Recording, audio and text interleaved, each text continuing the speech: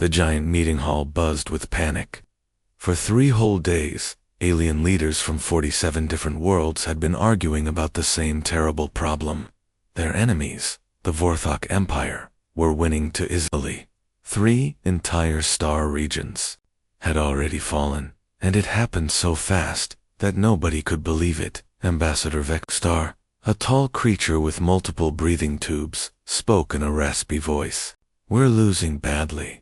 For every one of their ships we destroy, they kill 12 of ours. Our fleets can't handle this anymore." His words made the other aliens shift nervously in their special life support chambers. The room fell silent except for the humming of machines keeping everyone alive. Each alien species needed different air, temperature, and pressure to survive. Some breathed methane, others needed freezing cold, and a few required radiation that would kill most other beings. Instantly, Counselor Prime Yethera, whose octopus-like arms kept twisting with worry, finally spoke the words everyone feared. "There's only one choice left. We must use the Deathworlder clause." Every alien in the room went completely still. They all knew what that meant. 300 years ago, their ancestors had made a special rule for the most desperate situations. It was a rule they hoped would never be needed. The Deathworlder clause meant calling the humans. "Those monsters from Sol 3, whispered Ambassador Keller, her voice shaking. "The ones we keep isolated from everyone else." Humans weren't quarantined because they were evil or dangerous in the normal sense. They were kept away because they scared other species just by existing. These creatures lived on a planet so deadly that most aliens would die there in minutes. Earth had poisonous oxygen, crushing gravity, extreme weather, and radiation from their star that would cook most life forms. But somehow, humans thrived there. They didn't just survive, they enjoyed it. They played sports in conditions that would kill trained alien soldiers. They ate food that was literally toxic to other species. They swam in water so hot it could be used for industrial cleaning. "Remember the reports?" another delegate said quietly. "They use nuclear bombs as regular weapons. They turned their own atmosphere into a weapon during their wars. They think boiling water is normal for preparing food." The scariest part wasn't how tough humans were. It was how they thought.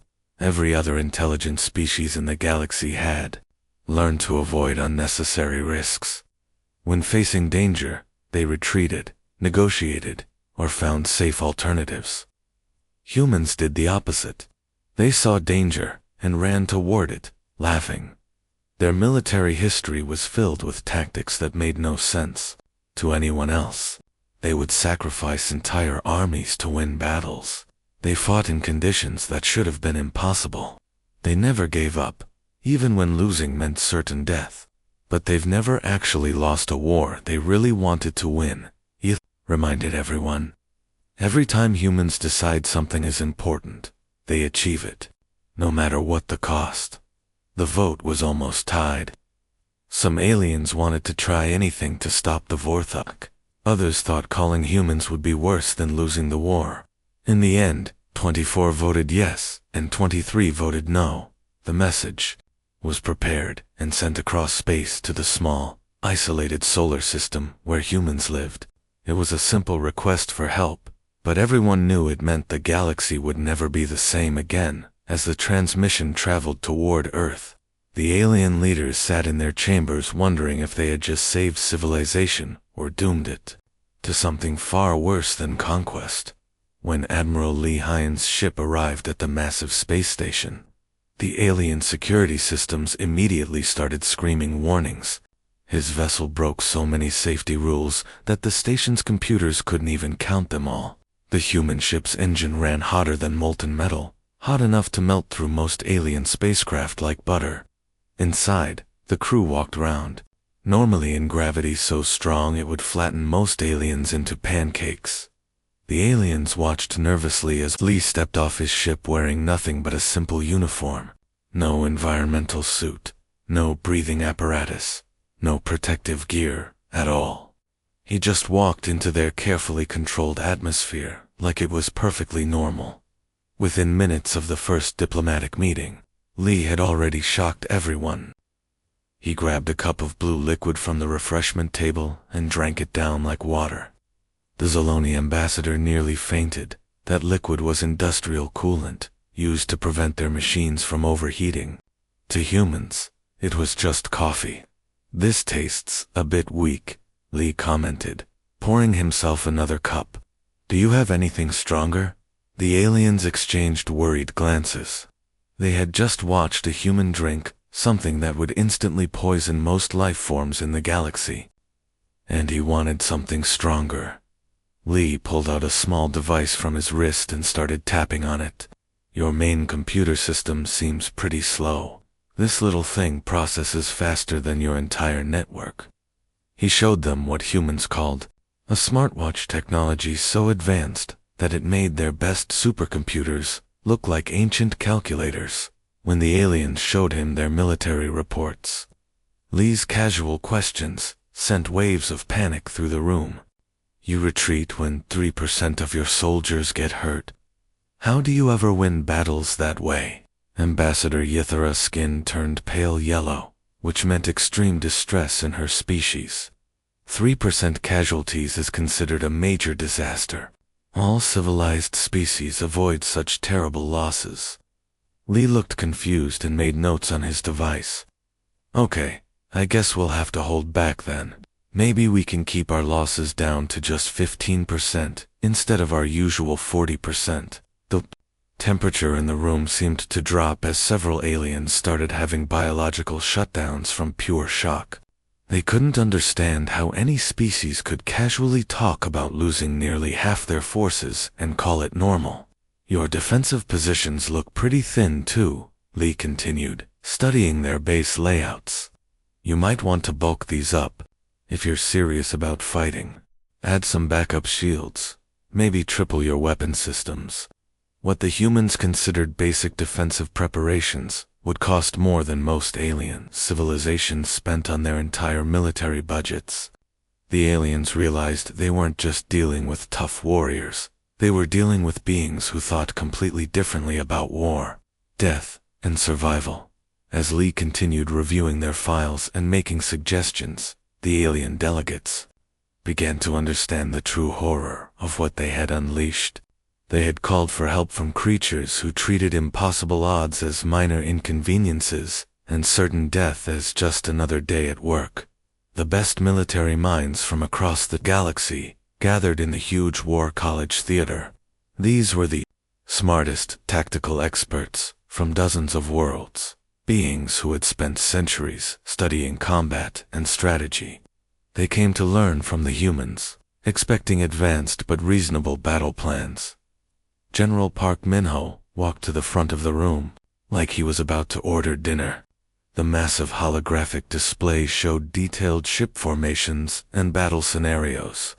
The alien commanders leaned forward, eager to see what clever strategies the famous human military had developed.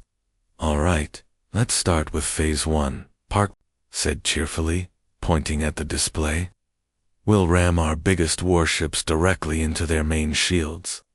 When our ships explode, the debris field will hide our real attack force coming from behind." The room went dead silent. Admiral Kithara, whose species had been fighting wars for thousands of years, slowly raised one of her 6 arms. Her voice shook as she spoke. "General, those ships would be completely destroyed. Everyone on board would die instantly." Park nodded, like she had just stated something obvious. "Exactly right. That's why timing is so important. Our crews will have about 40 seconds after impact to jump onto the enemy ships before their own vessels blow up completely." The sound of bodies hitting the floor echoed through the theater as 3 alien delegates fainted from shock. 2 others started making distressed noises and called for medical help. The idea of deliberately destroying your own ships as part of a battle plan was beyond their understanding. "Now Phase 2 is where things get really interesting," Park continued with genuine excitement, completely ignoring the chaos around him. "We'll use our gravity manipulation systems to drag their entire fleet toward that neutron star over there." The time dilation effects will slow them down while we attack from the normal space zones. More aliens started making panicked sounds. Fighting near a neutron star was like having a battle inside an active volcano. The gravity alone would tear most ships apart, and the radiation would cook anything alive within light years. Stop this madness. Counselor Prime Eutheros' voice cracked so badly that the translation computers started sparking. Are all your military plans just elaborate ways to kill yourselves? Park looked genuinely confused and a little hurt. Suicide. Missions. No, not at all. We expect about 60% of our people to survive this operation. That's actually pretty safe by human standards. We usually plan for much higher losses. The aliens stared at him in horror. What humans considered a safe mission with low casualties involved deliberately destroying their own fleet and fighting in conditions that would kill most species just from being nearby. 7 more delegates collapsed and had to be carried out on medical stretchers. The remaining aliens sat in stunned silence, finally understanding that humans didn't just ignore death, they used it as a tactical advantage. The war college was cleared and sealed after that meeting. The building was later converted into a mental health facility. The first real battle was about to begin, and the humans were acting like they were going to a festival.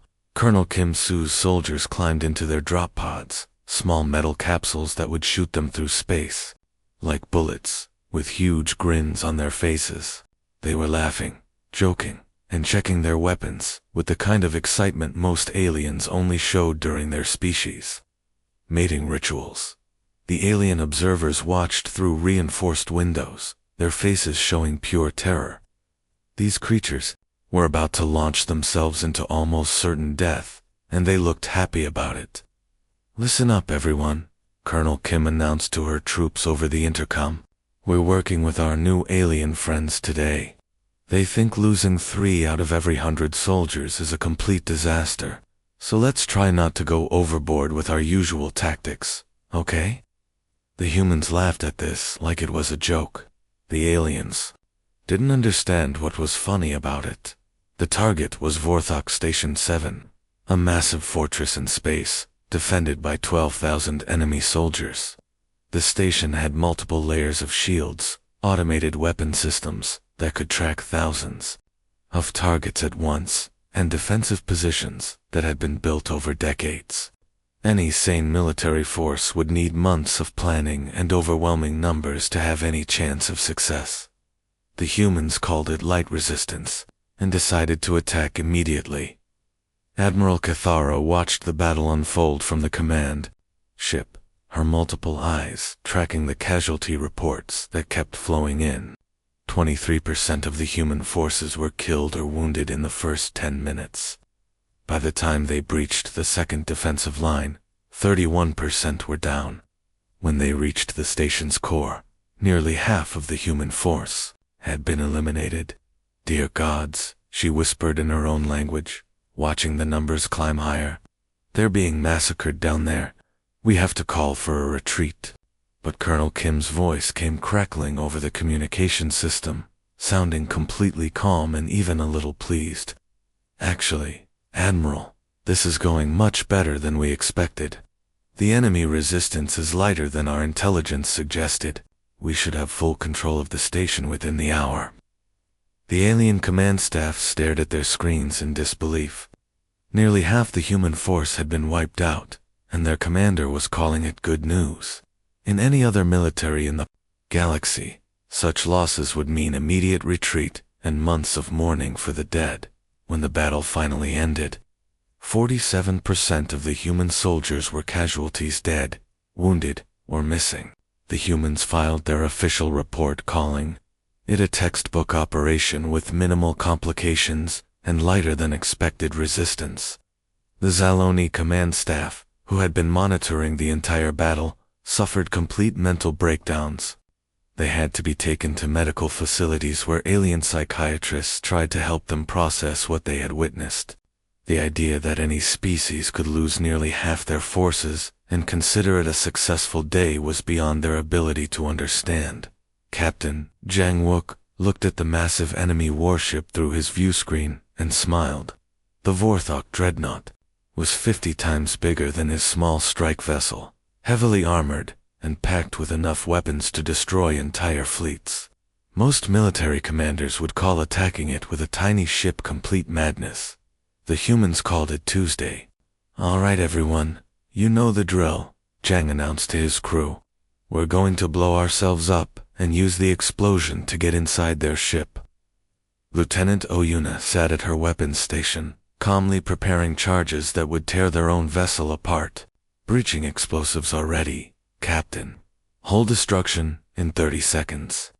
The alien observers, watching from a safe distance, couldn't believe what they were seeing. The humans were about to deliberately destroy their own ship while they were still inside it. Science Officer Thalvin, whose species had been studying space combat for centuries, watched through his telescope with growing horror. "This is impossible," he whispered. "They're going to use their ship's explosion to launch themselves at the enemy. The decompression alone will kill them instantly." The human ship erupted in a controlled explosion, sending chunks of metal and boarding pods flying toward the dreadnought at incredible speeds. Any normal crew would have been vaporized in the blast. But Captain Jang's voice came through the radio static, sounding completely unbothered. "Nice smooth ride," he reported. "The gravitational forces are only hitting about 40 Gs. Pretty comfortable, actually." The alien observers nearly fell out of their chairs. 40 times the force of gravity would crush most species into paste, and the humans were calling it comfortable. They watched in stunned silence as the human boarding party smashed through the enemy ship's hull and began fighting inside. What happened next defied everything the aliens thought they knew about biology. The humans fought through corridors where the air had been sucked out into space, using the lack of atmosphere like it was a minor inconvenience. When radiation leaked from damaged systems, they used the glowing trails to find their way around like deadly nightlights. The ship's artificial gravity kept switching on and off, creating zones where the force would slam bodies into walls or leave them floating helplessly. The humans adapted instantly, using the gravity changes as weapons against their enemies and advantages for themselves. "They're treating hard vacuum like fresh air," Thalvin muttered, watching human soldiers run through areas that should have killed them in seconds.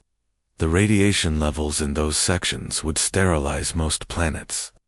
Within 6 hours, a strike team of 30 humans had captured a warship designed to carry 12,000 crew members. The Vorthok defenders didn't surrender because they were outgunned or outnumbered. They gave up because they couldn't understand how to fight an enemy that lived comfortably in conditions that violated every rule of life itself. The human victory report was filed under routine boarding action, with a note that environmental conditions were slightly challenging, but manageable. The alien intelligence officers thought they were being smart when they asked for humanity's psychological warfare handbook. They wanted to understand human tactics so they could use similar methods against their enemies.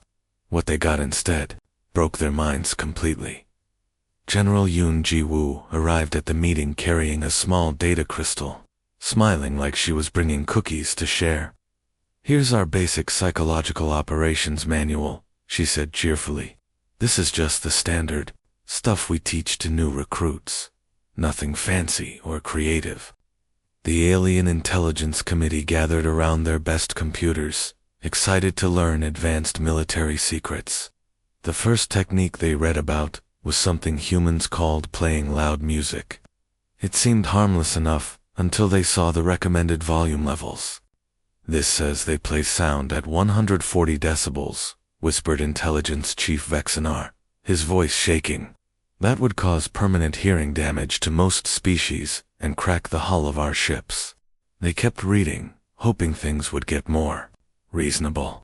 Page 12 described physical fitness routines that humans used to build morale among their troops.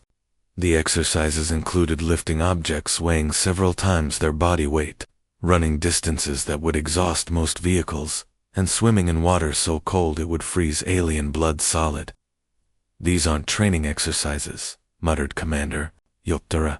These are torture methods banned by 43 different galactic treaties. By page 27, the aliens were questioning their own sanity. This section covered recreational activities that humans did for fun during their free time. It included jumping from aircraft at extreme altitudes, diving into water from impossible heights, and racing vehicles at speeds that would tear apart most alien bodies. "They do this voluntarily?" asked Dr. Vomtar, the committee's head psychiatrist, "for entertainment?" Page 35 was about competitive eating contests, where humans would consume substances that were literally poisonous to other species. The manual explained that humans enjoyed challenging each other to eat the spiciest, most toxic, or largest quantities of food possible. Often until they became physically ill, Dr. Vomtar started making strange noises and had to be helped from the room. 2 more intelligence officers collapsed when they reached the section about humans who intentionally exposed themselves to extreme temperatures, dangerous animals, and deadly environments just to see if they could survive. The committee tried to continue reading, but each page revealed new horrors. Humans apparently enjoyed activities that would be used as execution methods in most civilizations. They competed to see who could endure the most pain, survive the most dangerous situations, and consume the most harmful substances. 3 days later, security found Dr. Vomtar sitting in his quarters, staring at a blank wall.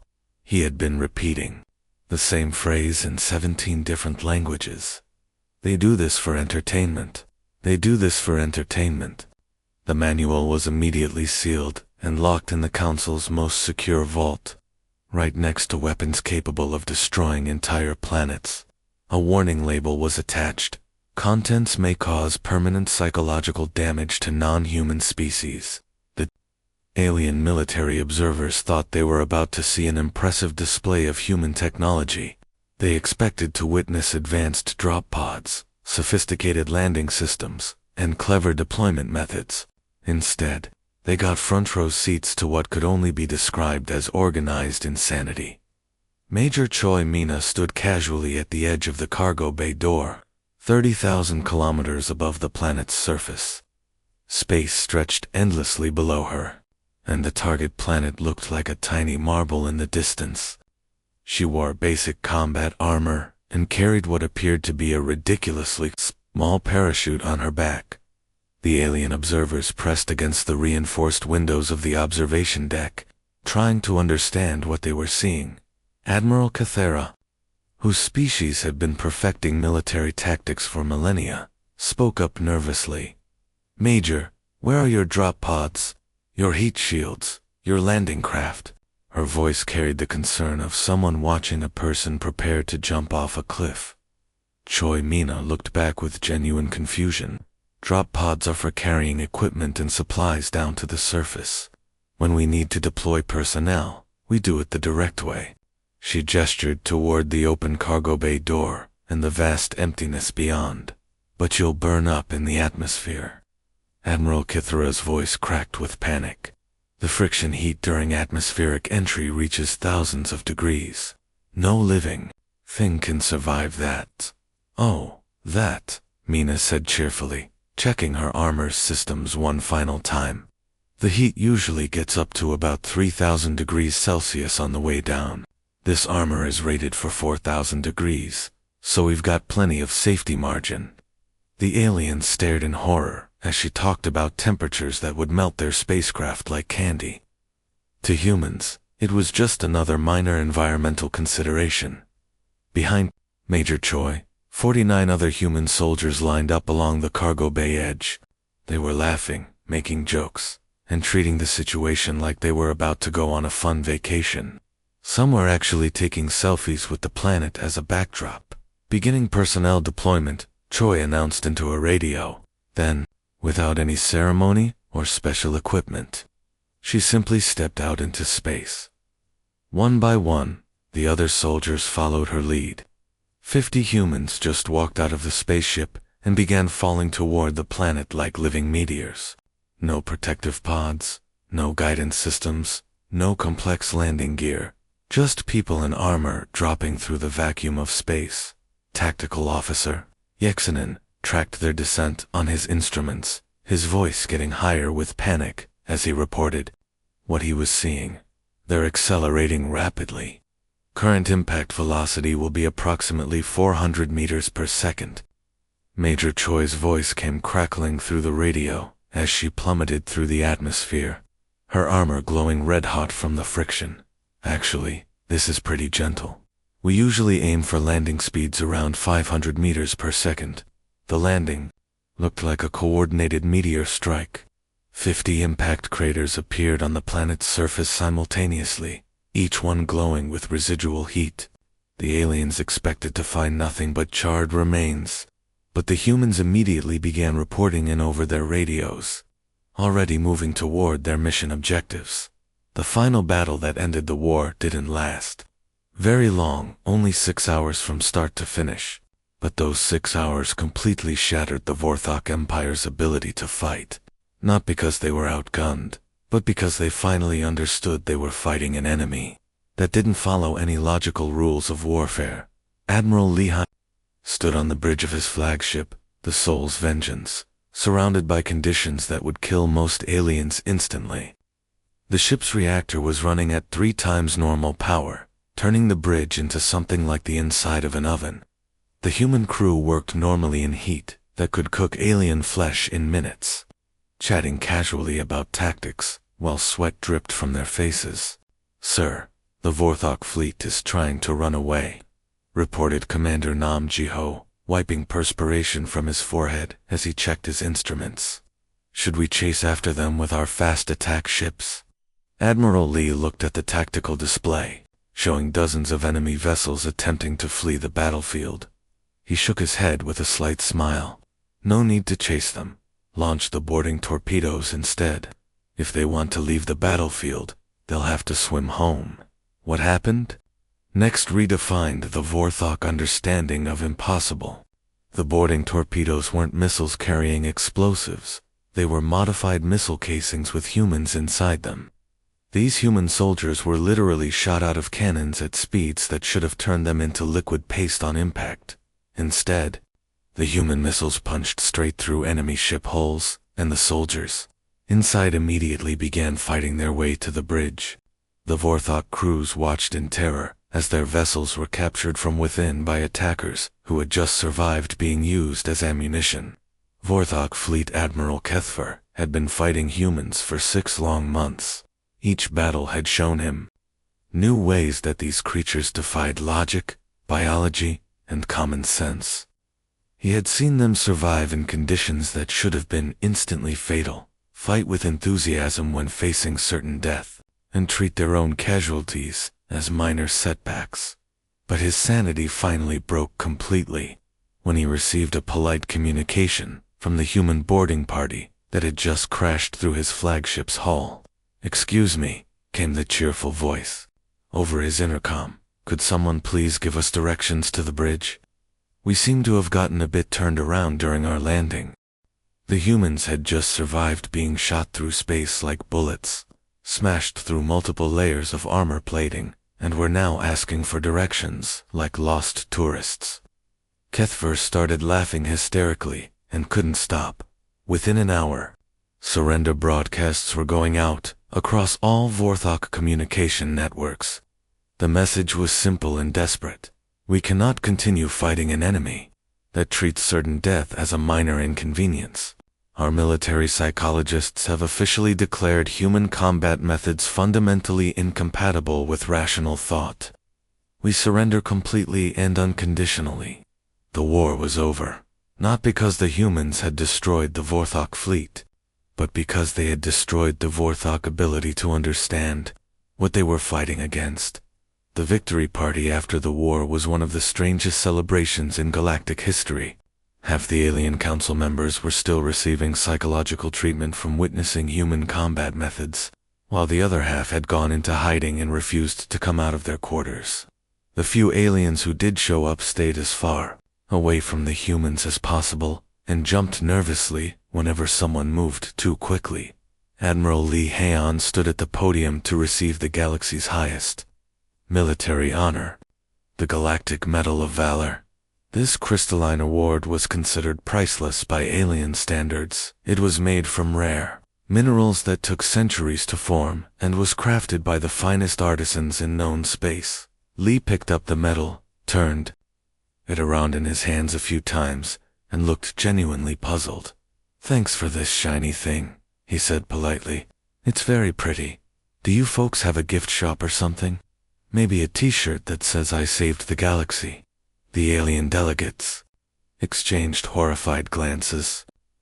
To them, his casual dismissal of their most precious award was just another example of how humans didn't value the same things as civilized species.